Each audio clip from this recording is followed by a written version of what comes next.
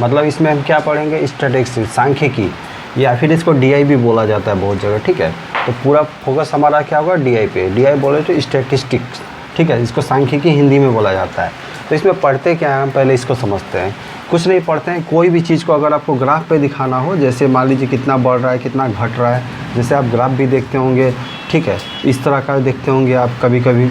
ये देखिए ये इतना इस महीने इतना हुआ, इतने में, मतलब किसी का सेलिंग दिखाना हो किसी का, या फिर मतलब क्या कितना सेलिंग हो रहा है, कितना उसका प्रॉफिट हो रहा है, कितना लॉस हो रहा है, तो उसको किसी ग्राफ के द्वारा जो दिखाते हैं, तो बस स्टैटिस्टिक्स वही बोलता है कि उसका कितना इंक्रीज हो रहा है, डिक्रीज हो रहा है, या फिर कुछ भी हो रहा है, कोई चेंज हो रहा है, या फिर डिक्रीज हो रहा है, इंक्रीज हो रहा है, कोई भी चीज़ हो रहा है, या कांस्टेंट हो रहा है, तो उसी को हम दर्शाने के लिए स्टैटिस्टिक का यूज़ करते हैं। तो इसमें हम सबसे पहले जो पढ़ेंगे, तो इसको समझने के लिए हमको पहले पढ़ना पड़ेगा क्या, पहले हम पढ़ेंगे मीन, ठीक है, मीन, मीडियन, ठीक है, मीन, मीडियन और मोड, ठीक है। अगर हिंदी में बात करें तो मीन का मतलब होता है माध्य, इसका होता है माध्यिका, माध्यिका, और इसका होता है बहुलक, ठीक है। इस तीन के बारे में अभी हम डिस्कस करेंगे पूरे अच्छे से, उसके बाद फिर हम आगे बढ़ेंगे। तो सबसे पहले हम समझते हैं कि मीन, हम पढ़ रहे थे मीन, मीडियन और मोड, ठीक है, ये तीन के बारे में समझना है। तो मीन क्या होता है, मीन, मीन कुछ नहीं होता, माध्य, जिसको आप एवरेज भी बोल सकते हैं, एवरेज, ठीक है, एवरेज, एवरेज भी इसको बोला जाता है, एवरेज भी बोल सकते हैं मीन को। या फिर जैसे हम डेफिनेशन में देख लें कि सम ऑफ ऑल ऑब्जर्वेशन, या ऑल ऑब्जर्वेशन, मतलब कि मान लीजिए यहाँ 4 है, यहाँ 5 है, या 6 है, यहाँ 7 है, कुछ भी ले लीजिए। यहाँ पे कितना अंक है, देखिए सम ऑफ ऑल ऑब्जर्वेशन, मतलब सबको जोड़ लीजिए, सबको जोड़ लीजिए, 7 6 13 5 18 4 22, ठीक है। अब कितना नंबर ऑफ ऑब्जर्वेशन, मतलब 1 2 3 4 संख्या है, बस सिंपली ये आपका क्या हो गया, मीन हो गया। मीन बोलिए, एवरेज बोलिए, बात बराबर है, मतलब सबको जोड़ लेना है और जितना संख्या उससे भाग दे देना है, बस यही आपका मीन होता है। इसको डिनोट किया जाता है एक्स पर पावर बार से, मतलब एक्स बार बोल सकते हैं, ठीक है, एक्स पर ये लगा दे, बार लगा दे, एक्स पर पावर बार, तो ये आपका मीन हो गया। मीन से अगर एक क्वेश्चन हम एक साथ ले लेंगे तीनों पे, ठीक है।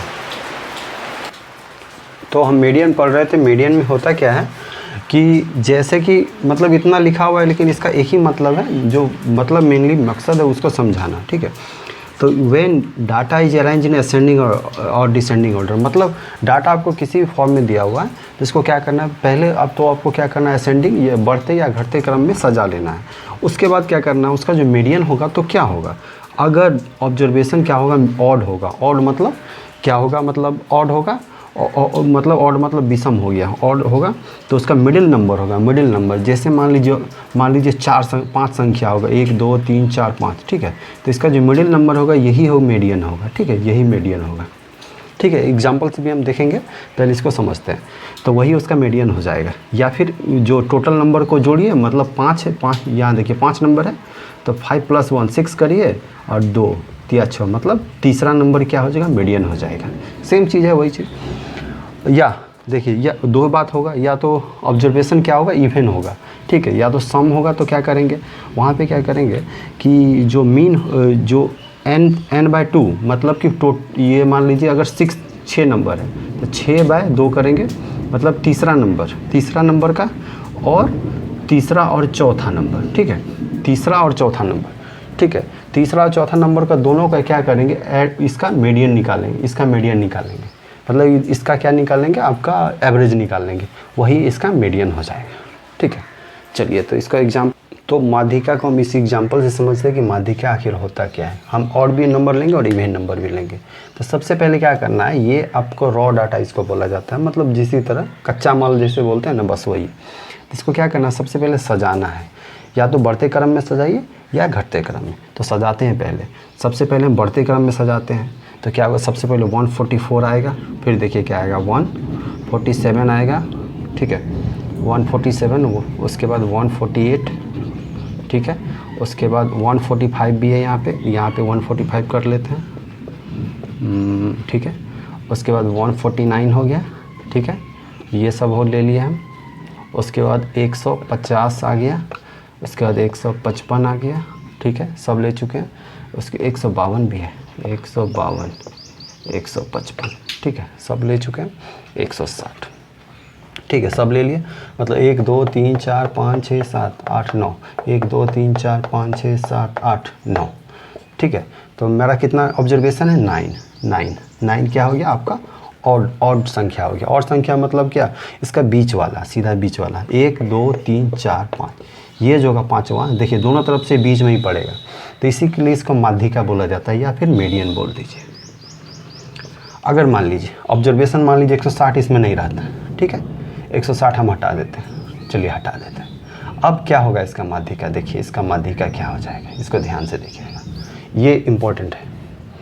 इसमें क्या होगा, 1 2 3 4 5 6 7 8 है, 8, ठीक है। तो 8 क्या करेंगे, अब बीच वाला कैसे निकालेंगे, ठीक है, तो क्या करेंगे, देखिए 1 2 3 4, चौथा, ठीक है, और पाँचवा, ठीक है, चौथा पाँचवा, इधर से 3 हो गया, इधर से 3 खाली कर दिया।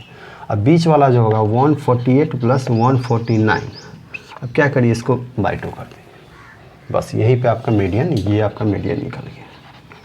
तो ये मीडियन यही होता है। अब मोड समझ लेते हैं, मोड क्या होता है। अब देखिए, अब हम समझते हैं कि मोड क्या होता है। तो मोड में क्या होता है, मोड का हम हिंदी मीनिंग भी जानते हैं, क्या होता है, बहुलक। बहुलक मतलब जो बहुत बार हो, सीधा जो रिपीट हो बार बार, बस यही चीज़ बोला गया। The mode is that value observation which occurs most, मतलब जो सबसे ज़्यादा बार रिपीट हो। जैसे इस एग्जाम्पल में देखिए, इस एग्जाम्पल में क्या है, 2 कितने बार है, 1 बार है, 4 कितना बार है, 2 बार है, 6 कितने बार है, 3 बार है, 7 1 बार, 3 1 बार। तो सबसे ज़्यादा रिपीट कौन क्या कर रहा है, 6। तो यहाँ इसका मोड क्या हो जाएगा, इसका मोड हो जाएगा 6, बस यही आंसर है, यही छोटा सा चीज़। अगर मान लीजिए क्या होगा, जो मान लीजिए सब नंबर आपको एक ही बार मिलता है, इस सब एक बार, 4 एक बार मिलता है, मान लीजिए इस तरह का रहता है, इस तरह रहता है, इस तरह, ठीक है, तो कोई भी नंबर क्या हो रहा है, रिपीट नहीं हो रहा है, तो वहाँ पे मोड क्या हो जाएगा, कोई नहीं होगा, ठीक है, नन ऑफ दिस सीधा कर देंगे, ठीक है। तो आपका मीन मीडियन मोड कंप्लीट हो गया। अब चलिए और भी कुछ देखते हैं इसमें। एक और चीज़ आएगा इसमें, क्या, आपका रेंज आएगा, ठीक है। रेंज भी कभी कभी पूछ लेता है, तो रेंज को भी समझते हैं कि रेंज क्या होता है। तो रेंज में क्या होता है, कुछ नहीं होता, रेंज सबसे बड़ा नंबर और सबसे छोटा नंबर का डिफरेंस, ठीक है, हाईएस्ट नंबर और लोएस्ट नंबर का डिफरेंस। सबसे बड़ा नंबर इसमें खोजिए, क्या है, 95, ठीक है, 95। सबसे छोटा कौन सा है, देखिए 25, बस सिंपली घटाइए, आपका 70 क्या हो जाएगा, आपका रेंज हो जाएगा, ठीक है। रेंज पूछते नहीं कि आप इतना रेंज का सामान निकालिए, 10 से 50 का कितना का रेंज चाहिए आपको, बोलिए, बस वही होता है रेंज, ठीक है, रेंज हो गया। अब हम पढ़ेंगे क्या, ग्राफिकल रिप्रेजेंटेशन, ठीक है, ग्राफिकल रिप्रेजेंटेशन। तो इसमें हम क्या क्या पढ़ेंगे, इसको पहले देख लेते हैं। इसमें हम पढ़ेंगे सबसे पहले बार ग्राफ, दूसरे में क्या पढ़ेंगे, हिस्टोग्राम, तीसरे में क्या पढ़ेंगे, पाई चार्ट, और चौथे में क्या पढ़ेंगे, फ्रीक्वेंसी, पॉलीगॉन, ठीक है। तो चलिए अभी ये इस सब के बारे में डिस्कस कर लेते हैं अच्छे से। तो सबसे पहले हम समझते हैं कि बार ग्राफ क्या होता है, ठीक है।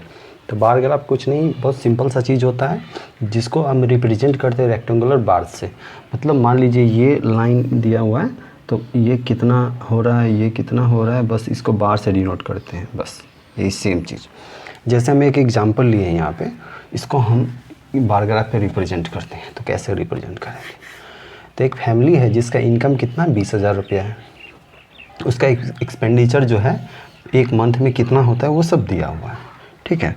तो ग्रोसरी पे 4,000 है, रेंट पे 5,000, एजुकेशन पे 5, मेडिसिन पे 2,000, फ्यूल पे 2,000 और मिसलेनियस 2,000, ठीक है। तो इसको हम बार ग्राफ पे बनाने की कोशिश करते हैं।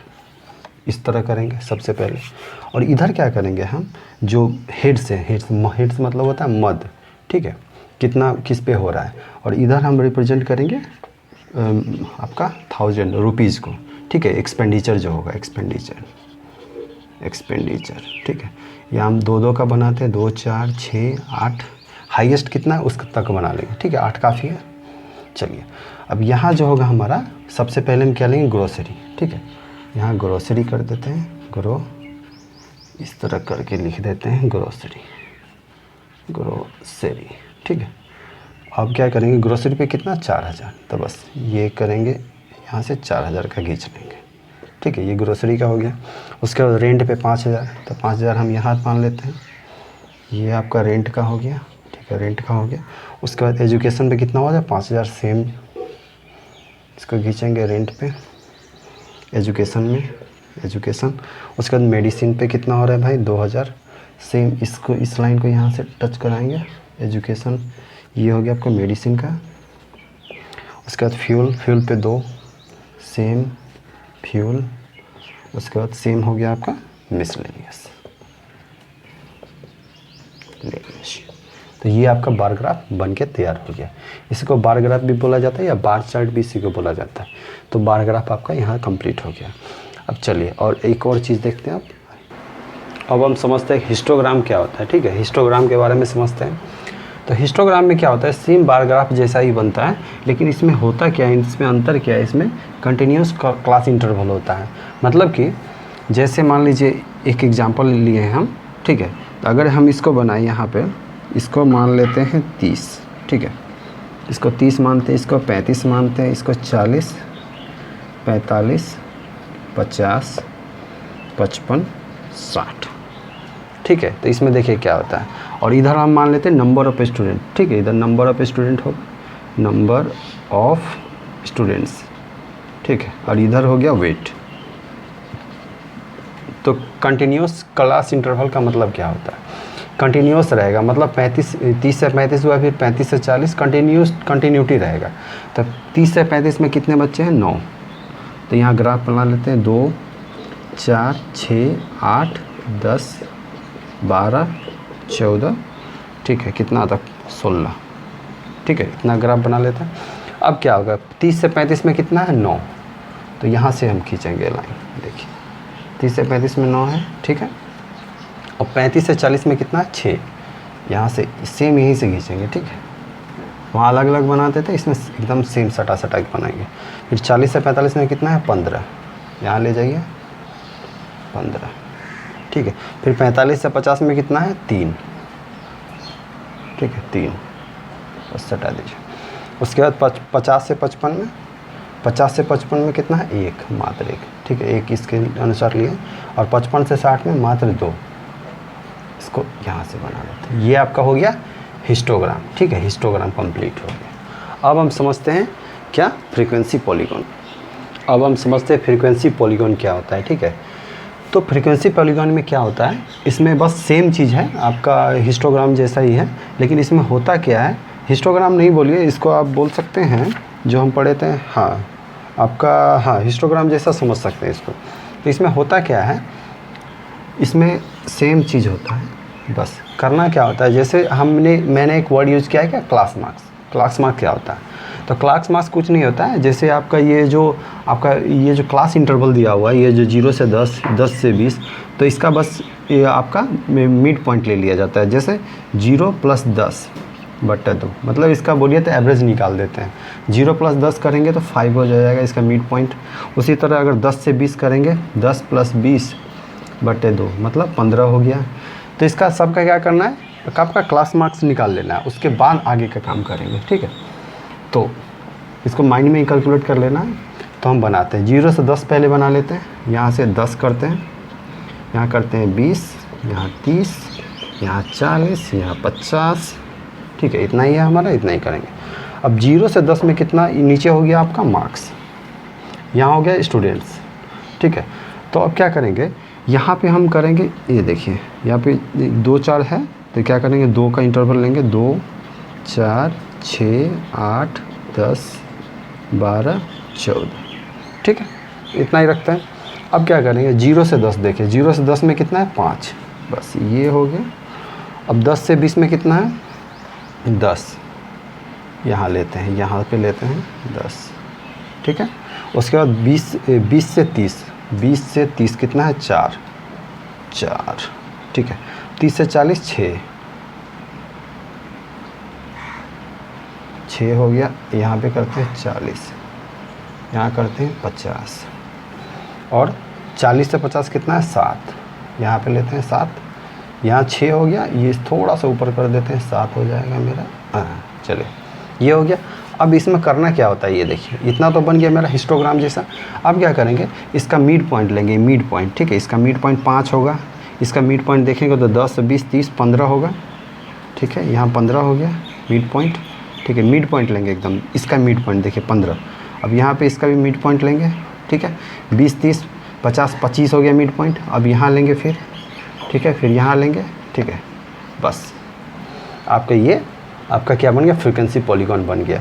तो इसको हम इस तरह नहीं बनाते हैं डायरेक्ट, बोलिएगा डायरेक्ट हम क्या करते हैं, इसका यहाँ से मान लीजिए पहला कितना है आपका 5, तो डायरेक्ट इसका 5 यहाँ पे लेते हैं, आपका 7 मार्क्स पे, तो 5 पे, तो यहाँ लेंगे, फिर ऐसे इस तरह करके जहाँ जहाँ मिला है बस ऐसे ही बना देंगे, तो ये आपका फ्रीक्वेंसी पॉलीगॉन हो जाएगा, ठीक है। आप देखे होंगे बहुत सारा आपका एडवर्टाइजमेंट वगैरह में देता है, या फिर आप पढ़ेंगे आपका ये क्या शेयर मार्केट वगैरह में, तो ये सब ग्राफ वहाँ पे बहुत जनरली यूज होता है, ठीक है। अब पाई चार्ट के बारे में जान लेते हैं, जो बहुत इंपॉर्टेंट। पाई चार्ट में हम क्या करते हैं, पाई चार्ट में कोई भी डाटा होता है उसको हम किस में रिप्रेजेंट करते हैं, सर्किल में रिप्रेजेंट करते हैं, बस इसी को पाई चार्ट बोला जाता है। जैसे ही मान लीजिए सेंटर हो गया, तो बस इसी को बोला जाता है पाई चार्ट।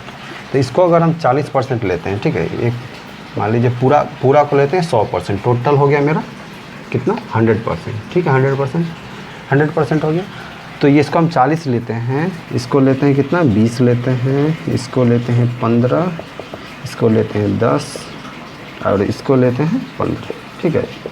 इसको देख के मत जाइएगा, मतलब एक रफ डायग्राम लिया गया है, अगर जोड़िएगा तो 15, 15, 30, 20, 50, 50, 100 हो गया 100%।